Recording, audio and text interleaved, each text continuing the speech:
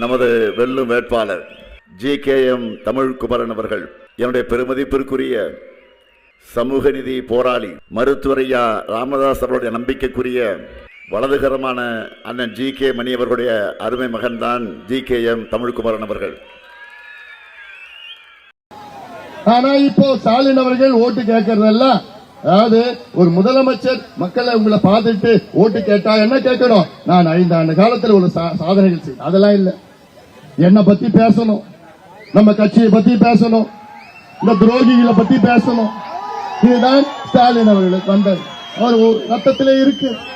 அதுல என்ன எனக்கு வேடிக்கை என்னன்னா சொல்றாரு, இப்ப இந்த கூட்டத்தில் சொல்றாரு, ஐயா மருத்துவர் ஐயாவுடைய வலதுகரம் ஜி.கே. மணியா, ஜி.கே. மணியோட மகனுக்கு பெண்ணாகரத்துல காங்கிரஸ்ல கை சின்னம்.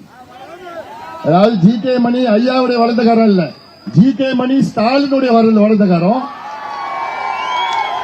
தமிழ்குமர உதயநிதி ஸ்டாலினுடைய வலதுகரம்.